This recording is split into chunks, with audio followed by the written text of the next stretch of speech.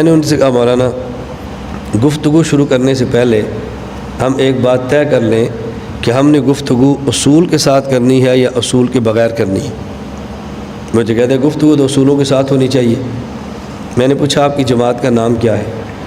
کہا جی تبلیغی جماعت۔ السلام علیکم ورحمۃ اللہ وبرکاتہ۔ امید کرتا ہوں تمام دوست بخیر وعافیت ہوں گے۔ آج کی ویڈیو میں آپ دیکھیں گے مولانا الیاس کومل صاحب کا تبلیغی جماعت کے ساتھ ایک مناظرہ۔ تو آئیے ویڈیو شروع کرتے ہیں۔ وہ تبلیغ کے ساتھ سال میں چل رہے تھے اور میں اپنے کام پہ تھا۔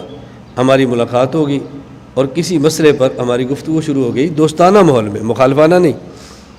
میں نے ان سے کہا مولانا گفتگو شروع کرنے سے پہلے ہم ایک بات طے کر لیں کہ ہم نے گفتگو اصول کے ساتھ کرنی ہے یا اصول کے بغیر کرنی ہے۔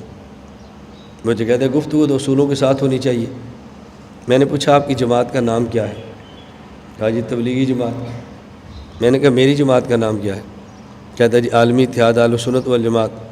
میں نے کہا آپ کی جماعت کا اصول یہ ہے کہ بحث نہیں کرنی، اور میری جماعت کا اصول یہ ہے کہ بحث ضرور کرنی ہے۔ اگر آپ نے بحث شروع کر دی آپ کا اصول ٹوٹ جائے گا، میں چپ ہو گیا تو میرا ٹوٹ جائے گا۔ اس لیے آپ سنتے رہے اور میں بولتا رہوں۔ میں چپ ہو گیا تو میرا اصول ٹوٹ جائے گا، اور آپ بول پڑے آپ کا ٹوٹ جائے گا۔ اس لیے اصول کے دائرے میں رہ کر بات کریں، بس آپ سنتے جائیں اور میں بولتا جاؤں۔ مجھے کہتے ہیں یہ کیا ہوا؟ میں نے کہا پھر کیا تو بغیر اصول کی بات کرنی ہے، کہہ دو۔ اب دیکھو میرا فن ہے نا گفتگو کیسے کرنی ہے۔ مولانا صاحب بات نہیں کر سکے، خاموش ہو گئے، ہمارا فن ہے۔ سمجھ آئی بات آپ کو؟ اسی طرح میرے پاس 2-3 ساتھی تبلیغ والے آئے، انہوں نے مجھے دعوت دی کہ مولانا صاحب آپ سال لگائیں۔ میں نے کہا میں سال نہیں لگاتا۔ مجھے کہتے کیوں؟ میں نے کہا مجھے سال نہیں لگانا چاہیے، اگر آپ کہتے ہیں لگانا چاہیے تو مجھے قائل کرو، مجھے دلیل سے قائل کرو۔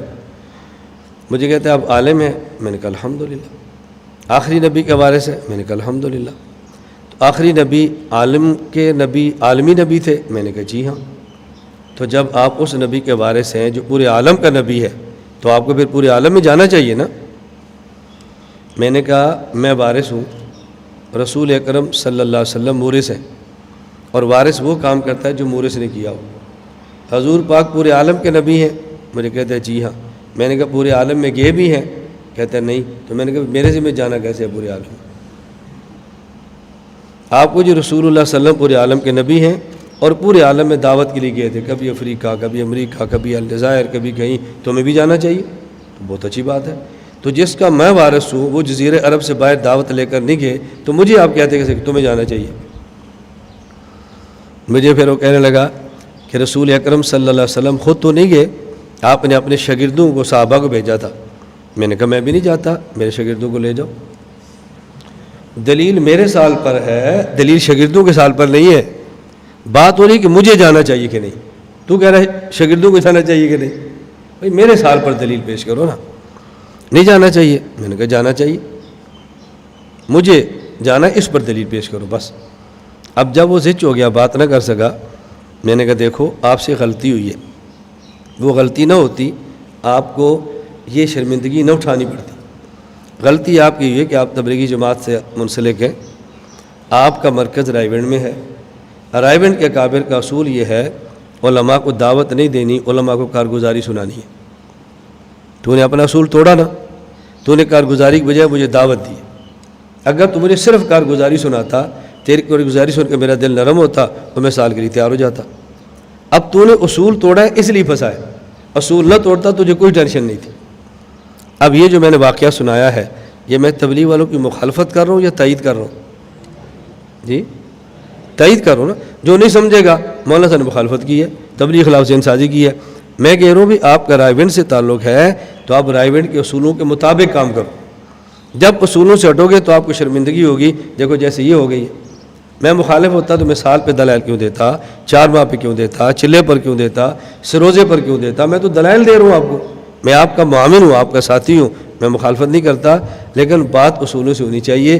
اب یہ گفتگو چونکہ ہمارا فن ہے نا، ہمارا فن ہے، اور یہ فن اللہ کا اتنا کرم ہے کہ میں جتنا ادا کروں کم ہے، کہ یہ فن اللہ نے مجھے وہباً دیا ہے، کسباً نہیں دیا۔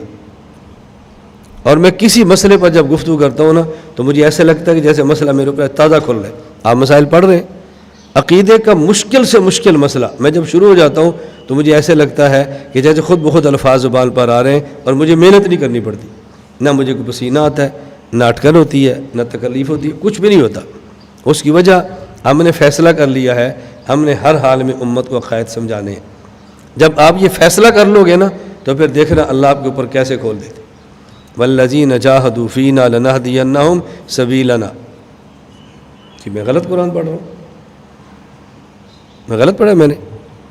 ٹھیک کیا ہے, والذین جاہدوا فینا لنہدینہم سبلنا. اللہ سبیلنا فرماتے تو ہمارے دروازے بند تھے, اللہ نے سبلنا فرما کر ہمارا دروازہ بھی کھولا ہوا ہے. نہیں سمجھے تم؟